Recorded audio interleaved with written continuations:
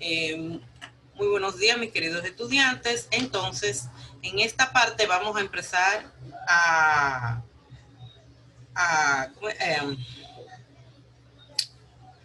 bueno, vamos a quitarlo eso. Porque yo creo que la computadora...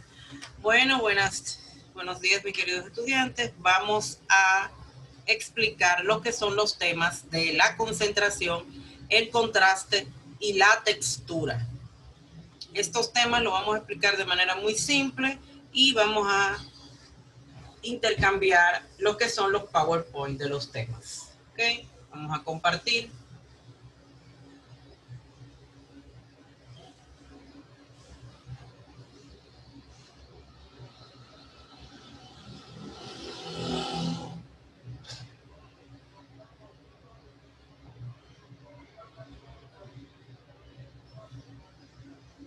Un minutico, vamos a ver. No.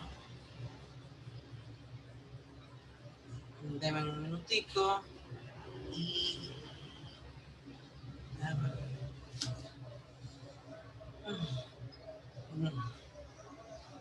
Ok.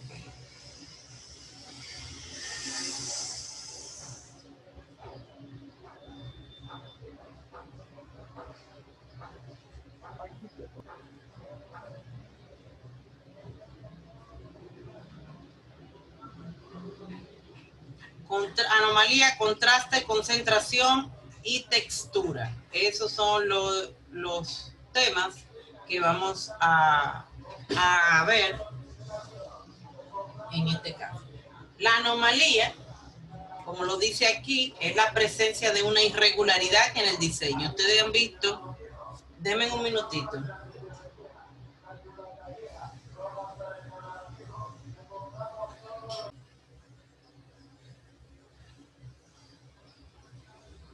Ok, entonces aquí tenemos que la anomalía es la presencia de la irregularidad de un diseño en el que prevalece la regularidad. ¿Qué quiere decir?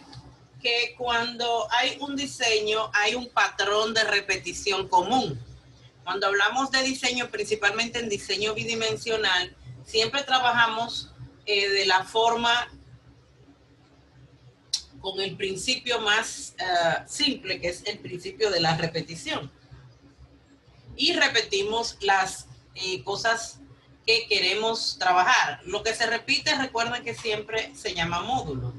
Entonces, cuando establecemos un ritmo de repetición, o sea, cuando vamos a repetir y lo repetimos de acuerdo a ciertos criterios, eso es un ritmo de repetición en nuestro diseño, y ese ritmo por algún motivo rompe, hay una forma o hay un patrón que rompe abruptamente, entonces a esto le llamamos anomalía. A veces la anomalía es solo un elemento singular dentro de la organización, como vemos aquí. Vamos a colocar nuestra pantalla completa y se ve mucho mejor. ¿Lo están viendo? Sí. Perfecto. La necesidad de la anomalía. ¿Cuál es la necesidad de la anomalía? Ustedes dirán, pero ¿para qué yo utilizo la anomalía? La anomalía, los diseñadores gráficos son expertos en utilizar la herramienta de la anomalía dentro de sus diseños, tanto en la fotografía, tanto en la composición. Cuando hacen muchas composiciones de objetos, pues utilizan mucho la herramienta de la anomalía. ¿Para qué? Porque la anomalía tiende a destacarse, a atraer la atención, a producir un efecto de irritación o de ruptura de esa irregularidad que llama la atención. Cualquier cosa que está, vamos a suponer, en donde todo está ordenado y algo está desordenado, obligatoriamente el ojo dirige la atención a eso. Miren aquí como este ejemplo muy simple, de cuadros muy simples, dentro de una estructura formal, inactiva, en el cual también la línea es visible. Miren la línea visible, ahí es negativa, pero es una línea visible. ¿Dónde aquí está la anomalía? Concentrada en estos cuadros que realmente no se han colocado de la misma manera, sino que han cambiado el patrón de repetición. Y luego el diseño continúa con su mismo ritmo de repetición. Aquí vemos otro elemento, o sea que la anomalía puede surgir de diferentes maneras. Dice aquí que la simple regularidad puede hacerse monótona. Eso también. La anomalía nos ayuda a romper la monotonía, a generar movimiento, mucho movimiento y vibración. Miren en este caso cómo estamos repitiendo de manera igual cada uno de los cuadros y luego pues entonces saltamos con un cuadro que rompe la anomalía y lo repetimos al azar. Transformar la regularidad. Claro que transforma la regularidad. Lo que es siempre igual, el regular, pues lo transforma, lo cambia. Y ese cambio de regularidad produce dentro de este diseño que ustedes, además de estar viendo aquí que todo está idéntico, monótono, pues la atención de sus ojos, la percepción está totalmente enfocada en los primeros recuadros, porque hay una ruptura de la anomalía y usted está mirando cómo es que rompe la anomalía, hacia dónde va la dirección, ¿me entienden? Entonces, eso es lo más chulo del tema de la anomalía. También, en el caso de la anomalía, puede quebrar la regularidad, claro, mírenlo ahí. La regularidad se puede quebrar por algún elemento que transforme los módulos que nosotros estamos utilizando. Mírenlo aquí. Hay algunas zonas que pueden parecer rasgadas, quebradas, fracturadas o disueltas. ¿Ok? Entonces, aquí hay una perturba la esencia de la repetición y produce un énfasis y un enfoque en este lugar. A mí me encanta esta parte porque podemos hacer un trabajo muy interesante y ahí colocar una forma del tema. Vamos a suponer si tenemos unos temas de repetición, no sé, gomas, y ahí entrar una parte de un automóvil. O sea, podemos hacer muchos elementos que no lo vemos de manera, aquí lo estamos viendo de manera bidimensional, simple, pero si buscamos más elementos en la vida diaria, en los anuncios publicitarios de los periódicos, pues vamos a ver mucho estos elementos y estos temas. La anomalía dentro de una estructura, ya lo hemos visto, o sea, miren cómo la anomalía ejerce un efecto irregular, como ocurre en cada una de las subdivisiones. Miren aquí cómo cambian en las subdivisiones. El primer recuadro, miren aquí cómo los rectángulos en las subdivisiones están quebrándose, están cayéndose, o sea, están de una manera irregular. En la segunda, pues la manera de distribución ha hecho que algunos módulos se superpongan al módulo adyacente. En la tercera, pues los módulos han caído en una forma desestructurada y que ha producido una estructura semiformal. Perdón. Y en este caso, en las últimas ven que en vez de colocar un módulo, estamos quitando módulos y lo que ha hecho que ha roto y ha trabajado lo que es la estructura informal. Aquí vemos ejemplos de elementos que trabajándolo con el trabajo anterior, pues también lo que queríamos producir en cuanto a la radiación, y a la gradación, ese es el elemento de ruptura, pero que parezca continuidad. Y aquí hay varios elementos, miren aquí como esta rejilla, miren aquí como hay un patrón de repetición, miren aquí como hay unas líneas que se repiten y después luego pues se distorsionan, se ennudan, se retuercen. Aquí hay un elemento de repetición y cambia la dirección o no está el módulo. O sea que hay unos juegos visuales muy interesantes que, aunque podemos trabajar estructura formal y retícula básica, podemos trabajar estructura formal y semiformal y gradación o radiación, pero dentro de la radiación y la gradación podemos incluir un efecto anómalo. ¿Me entienden? O sea, no significa que la anomalía es una estructura, no, es un efecto que se le puede crear a otros estructuras, a las estructuras formales y semiformales que hemos utilizado. Ese efecto anómalo. ¿Para qué? Para romper la monotonía, para crear un énfasis y para crear movimiento en el ritmo de la composición. Entonces, un momento, vamos a... Okay. Vamos a continuar. En este caso está el contraste. El contraste ocurre siempre cuando una forma está rodeada de un espacio, en blanco, hay un contraste. Cuando una línea recta se cruza con una curva, hay un contraste.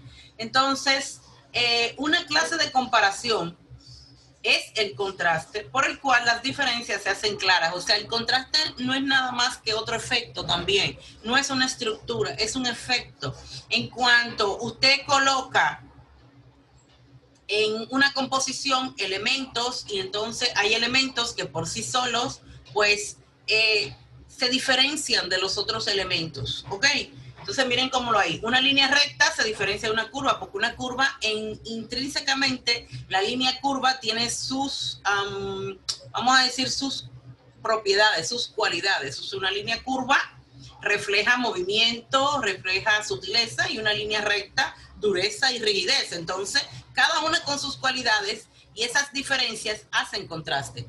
El contraste no solo se preocupa o trabaja con el color, sino que trabaja con todo. Una persona pequeña y una persona grande hacen contraste. Una persona joven, una persona mayor hacen contraste. O sea que el contraste es también un efecto que podemos producir a cualquiera de las otras estructuras.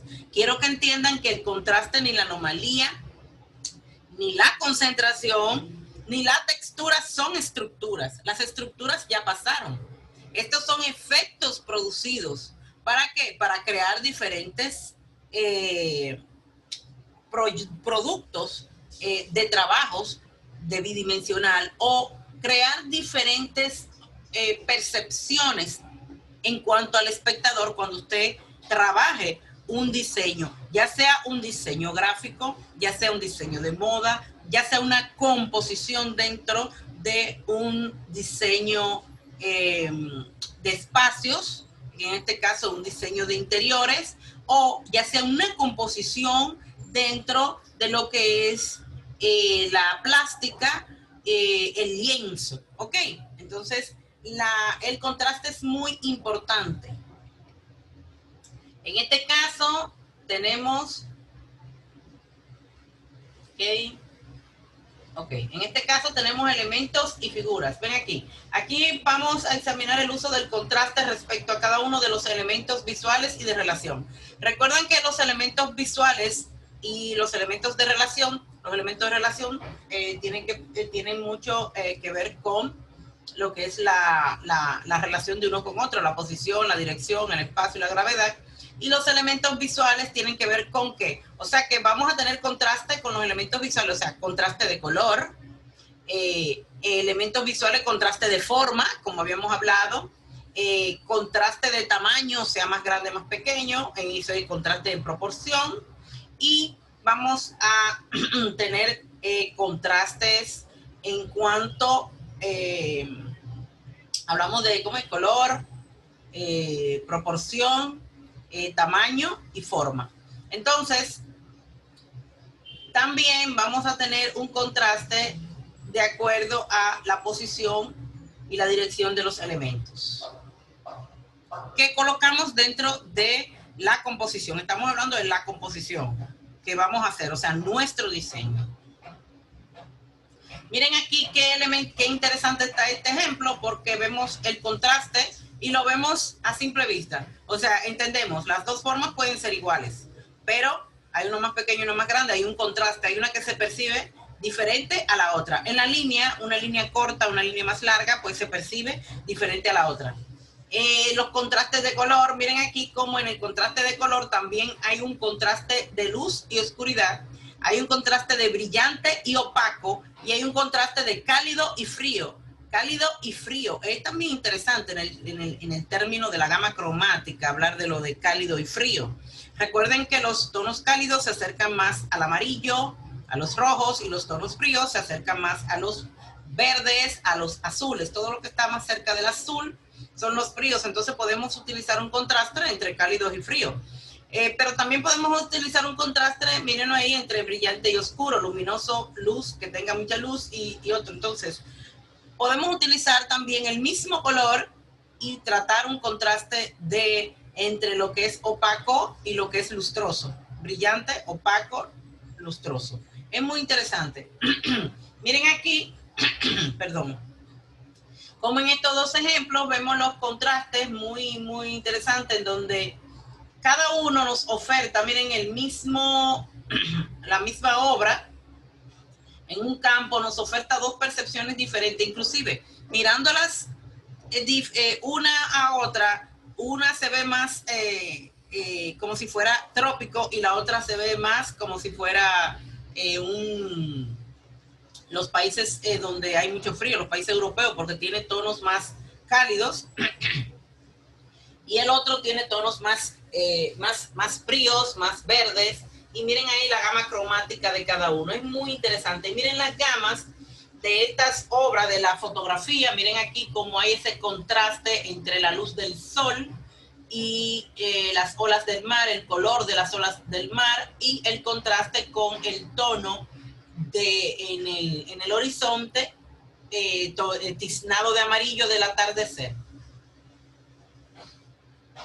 También podemos ver en este caso la mariposa que tienen ahí de manera muy bidimensional, trabajada en los dos temas de cambios del contraste de cálidos y fríos.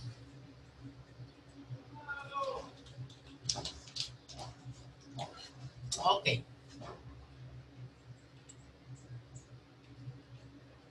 El contraste de textura, eso lo sabemos también, lo entendemos mucho.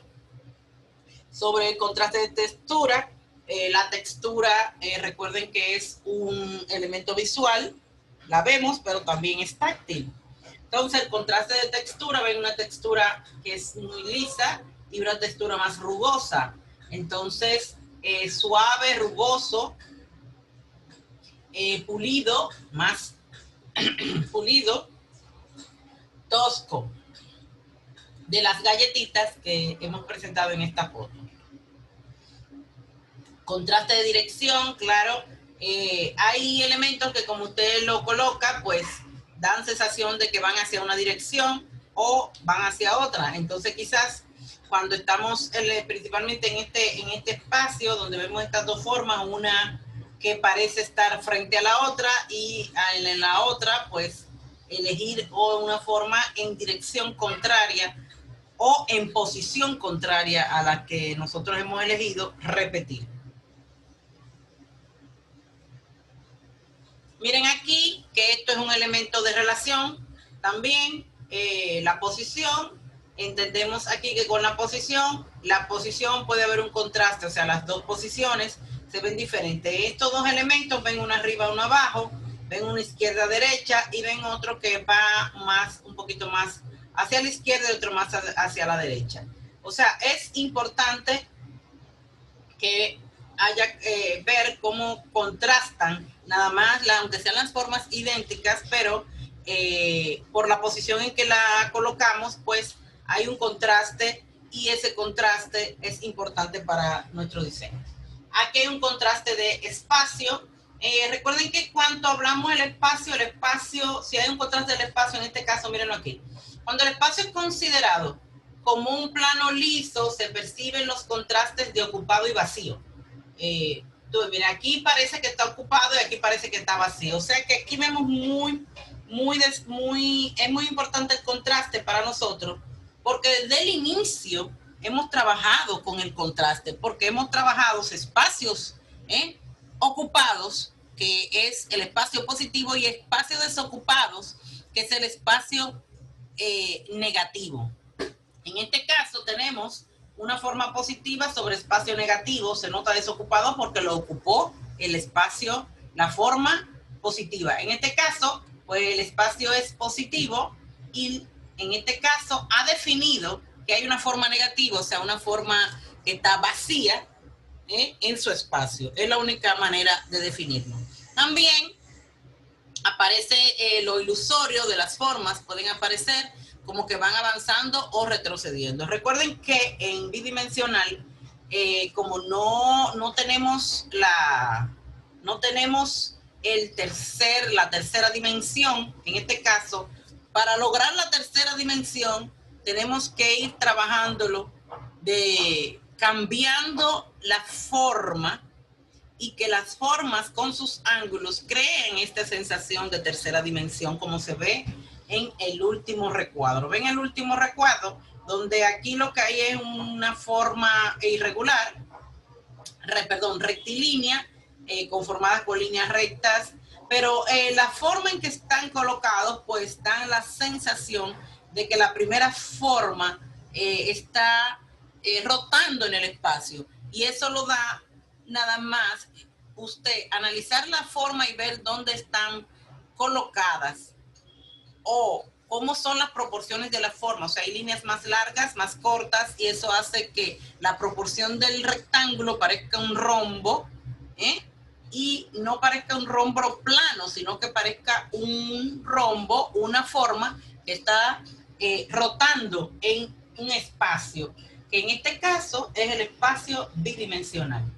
Miren aquí también, donde también la gravedad, en este caso, que la gravedad también en nuestro caso es ilusoria, pero la sentimos. Es increíble, o sea, aunque estamos trabajando con formas planas, ellas hacen lo imposible de que dentro del espacio donde estamos trabajando podamos sentir que hay gravedad. En este caso, para poder sentir que hay gravedad, la forma tiene que estar estática para que no se sienta la gravedad. Entonces, la forma que cambia al mismo tiempo y crea direcciones como la segunda que vemos aquí, pues parece que está cayendo, y ahí crea esa sensación de movimiento y de gravedad que realmente no existe, sino que está creada. Y en la segunda, pues aquí vemos un efecto muy diferente, en donde también la forma o la figura hacen un contraste con el fondo. En este caso, este cuadro que ven aquí con el fondo negativo, blanco, y este rectángulo cuadro que es nuestra forma, de color negro, que es positivo, al pasar al fondo positivo, un fondo totalmente positivo, y la forma tornarse negativa, pues la forma se nota un poquito más pequeña. En este caso, pues entonces la gravedad ha cambiado la percepción de la forma. Es la misma forma, pero se percibe más pequeña, dependiendo de qué es lo que está en el espacio que le rodea, qué color tiene, qué está en el espacio que le rodea. O sea que tenemos una herramienta muy importante en nuestras manos, que son las formas. ¿Cómo colocamos las formas? ¿Cómo percibimos las formas?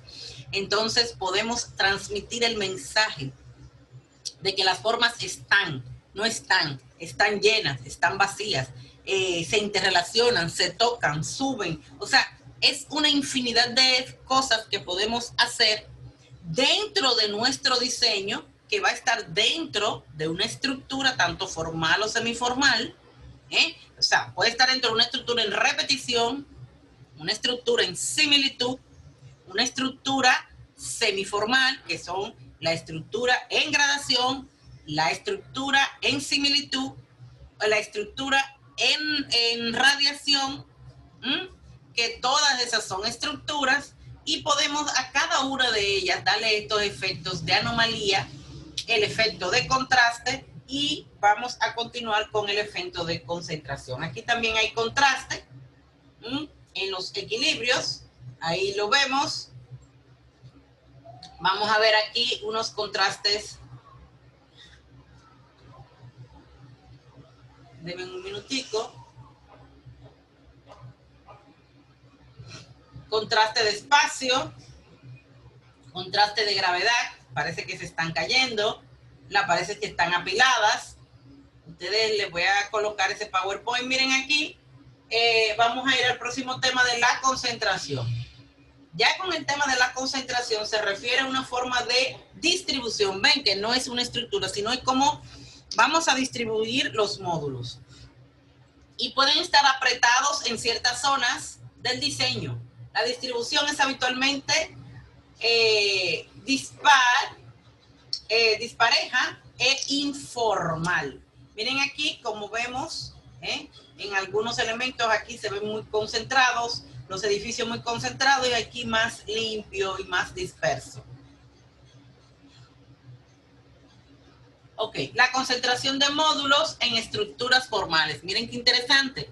Ahí sí vamos a ver ya cómo podemos concentrar los módulos dentro de las estructuras formales. Es una estructura formal porque está dentro de una retícula, una variación de retícula básica, pero esta variación de retícula básica, los espacios todos son iguales.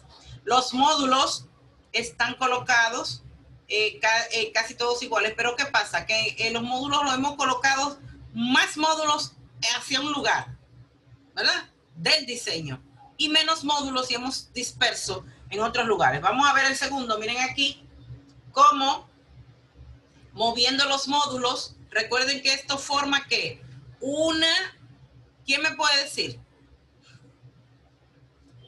Esto forma una estructura formal activa por cambios de posición. Ven, los módulos los hemos cambiado de posición y se ven pocos los módulos, pero si se dan cuenta, miren qué interesante se hizo el diseño, en donde los módulos, aunque lo cambiamos, hemos puesto los módulos más completos en el centro y menos completos, más cortados, menos partes del módulo hacia los lados, tanto superior e inferior. ¿Ok? Y hacia el lado izquierdo. Ahí hemos, entonces, al final, miren cómo se ve el diseño que ha hecho una concentración. Miren otro tipo de concentración.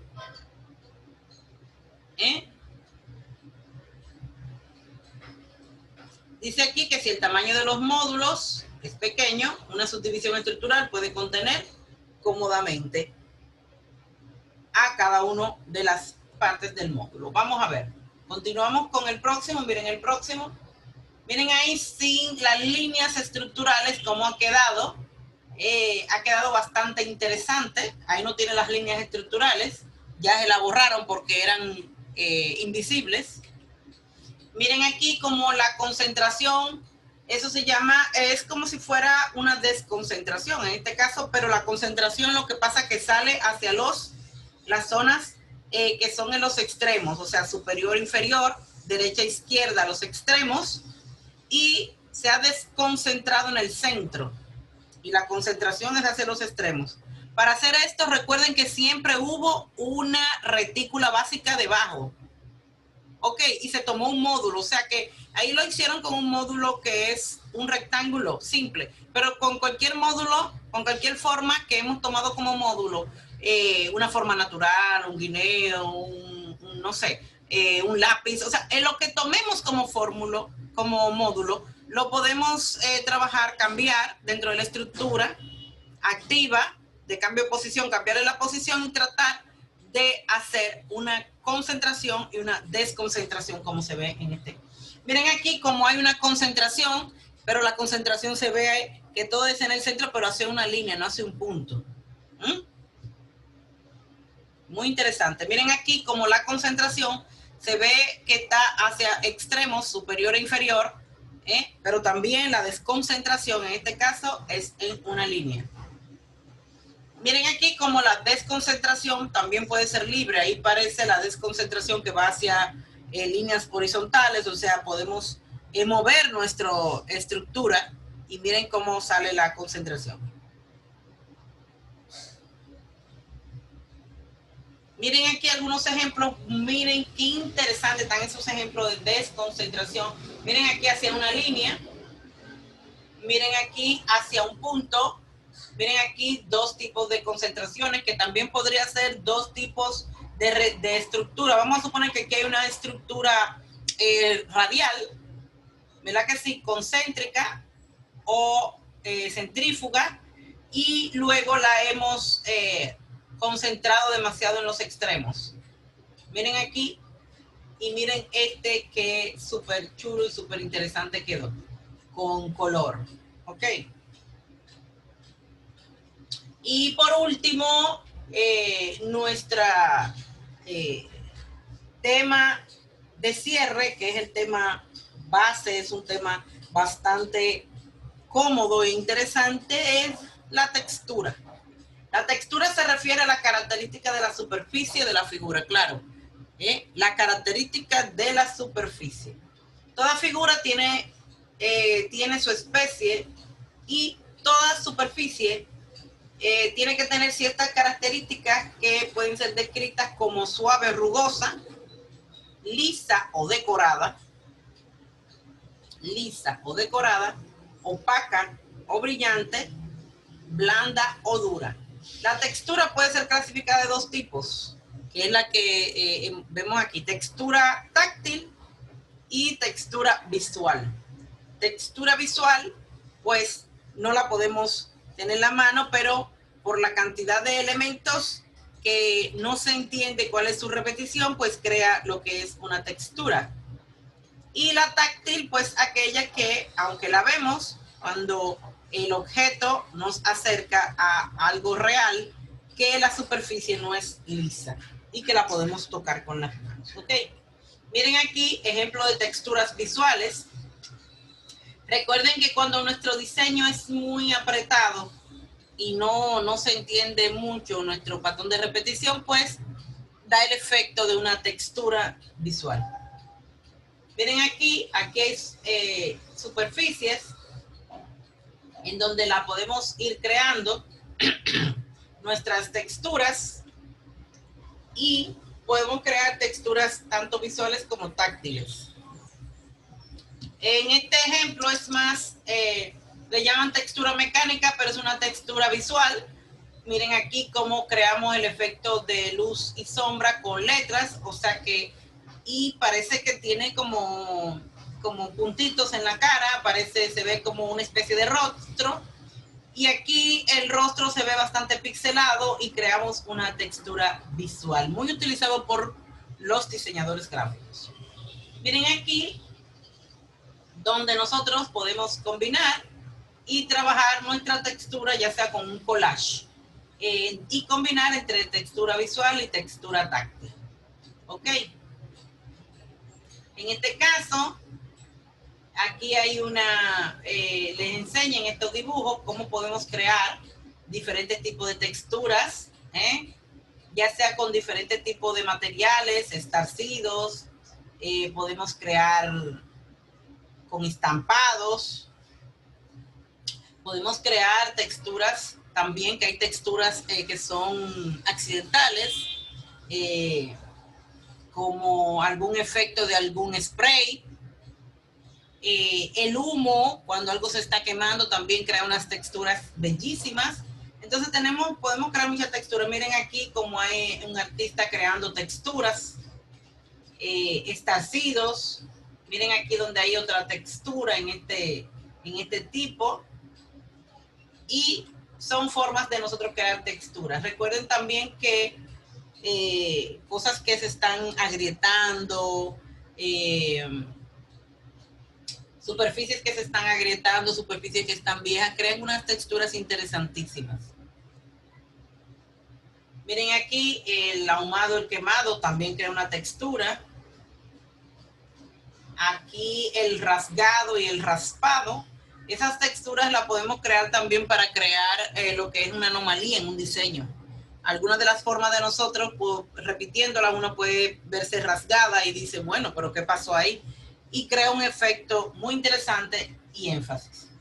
Aquí es texturas fotográficas, en donde se amplían el ojo, el lente, pues amplía las superficies, tanto de cosas que ven en la naturaleza y crean texturas disímiles. Podemos crear texturas con collage. Miren aquí cómo creamos una forma con fotos muy pequeñas, repitiéndolo, ya estas texturas hay que crearla de manera digital. Pero es muy interesante. con imágenes pegadas, podemos crear textura y podemos crear textura, óiganme, con lo que ustedes menos imaginen. Miren aquí, con revistas, texturas táctiles. Mira qué chula se ve esa foto de esa piña, una textura excelente. Miren aquí donde podemos crear el corrugado, el rasgado. Aquí texturas de tejidos, texturas de piedras y texturas en mimbres y elementos tejidos con cana. Y creo que con esta explicación terminamos la parte que nos compete de este tema. Espero que les sirva para su vida profesional y muchas gracias. Se despide Marivic Pimentel.